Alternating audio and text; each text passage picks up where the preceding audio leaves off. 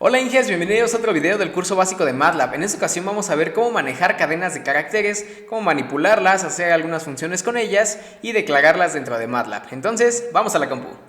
Dentro de MATLAB hay dos maneras de trabajar con caracteres. Una de ellas es utilizar una cadena de caracteres. Entonces el texto o los caracteres que queramos escribir los colocamos entre comillas simples. Por ejemplo, Anita lava la tina. Y entonces ya tenemos una cadena de caracteres y este como tal es un vector. Recordemos que para acceder al valor de un vector vamos a escribir la posición exacta. Por ejemplo, yo quiero la letra número 3 y me va a devolver una i. Si yo quiero la palabra Anita, pues es desde la posición 1 hasta la posición 5 y así sucesivamente. Probablemente yo quiera unir cadenas de caracteres, por ejemplo una cadena 2 y voy a colocar la siguiente palabra. Entonces, si yo quiero una unión de caracteres o de cadenas en este caso, los coloco como son vectores, puedo colocar uno detrás del otro. Entonces cadena, coma, porque va a ser de manera horizontal, cadena 2. Y entonces esto me va a dar Anita lava la tina en el patio. Muy importante, aquí yo coloqué un espacio después de la primera comilla simple, porque como tal MATLAB no se da cuenta de que esto es una palabra, entonces él no puede inferir automáticamente si lleva un espacio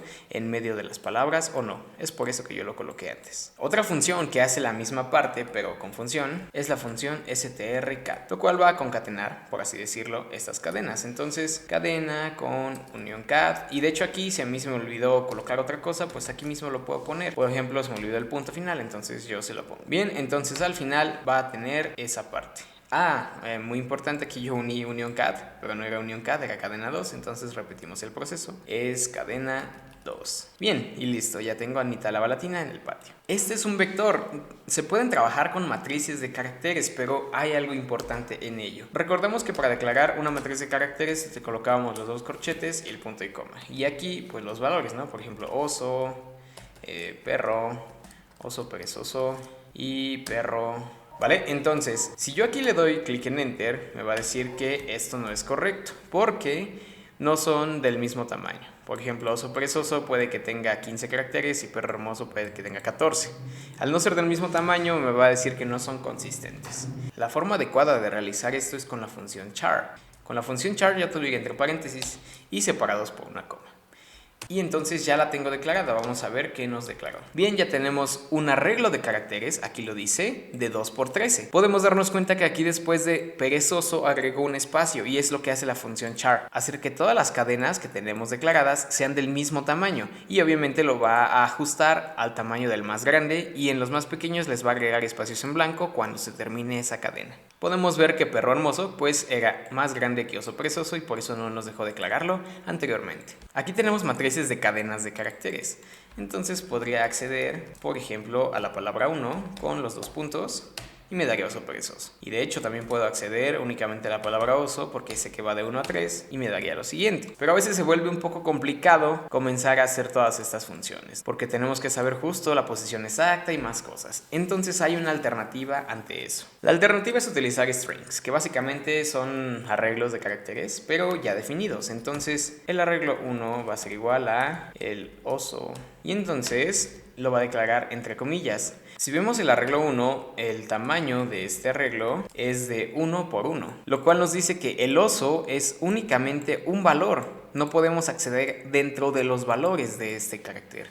Y eso puede ser tal vez un problema para nosotros si es que queremos acceder a cada uno de los valores. Pero si queremos la palabra completa, o la cadena de caracteres completa, pues es la opción. Con esto ya podemos declarar matrices, ¿ok?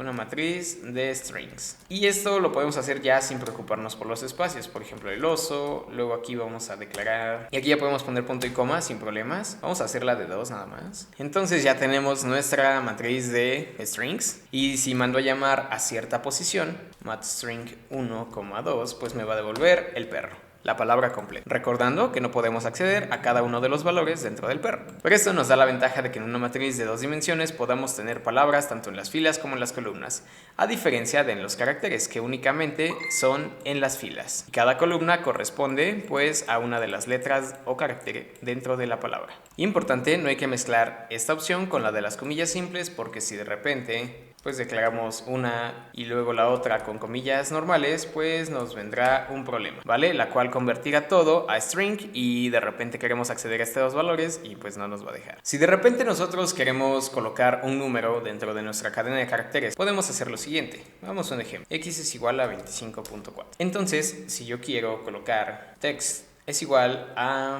Aquí yo coloco entre comillas normales para no tener el problema de que después no puedo acceder. Y entonces aquí yo coloco X, pues va a venir un error, ¿vale? Lo que me va a dar es que aquí nos va a dar este cuadrito extraño. Y entonces, ¿qué hay que hacer con ello? Hay una función que se llama num_to_string. Y entre paréntesis vamos a colocar nuestro valor. Entonces, este valor como tal, el 25.4, ya es un string. Tal vez se utilice posteriormente cuando tengamos un ciclo for o un ciclo while y queramos saber en qué iteración está, lo querramos imprimir tal vez, y al imprimirlo pues tengamos que pasarlo a carácter. Igualmente hay otra función parecida a esta, pero que es entero to string. Lo que hace esta es redondear al número entero que le corresponde el valor de x. Entonces, vamos a ver. Y aquí lo que pasa es que lo redondea. Dentro de la función num_to_string también podemos colocarle cuántos números queremos. Por ejemplo, probemos con pi. Le voy a decir que quiero 3 números, lo cual me dará el número 3 antes del punto decimal y luego 2 después del punto.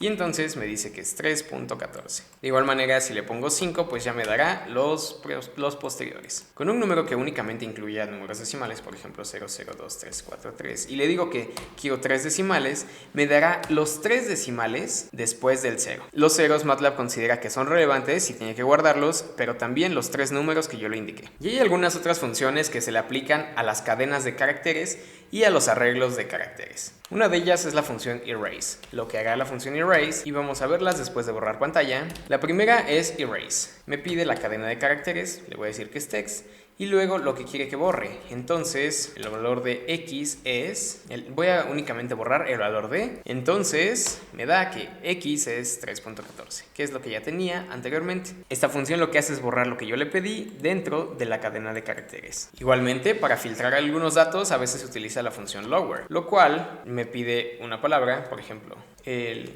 ing_mx, y entonces lo que ocurrirá es que me va a pasar todo a minúsculas. Pasa lo mismo con upper, realmente pasa todo a mayúsculas. Bien, Inges, hasta aquí el video de hoy. Realmente hay muchísimas funciones con las cuales podemos manipular las cadenas de caracteres dentro de MATLAB. Entonces tenemos que encontrar la adecuada para lo que queremos hacer. Denle like para que este video llegue a más personas, déjenme sus comentarios o dudas aquí abajo, suscríbanse y nos vemos en la siguiente.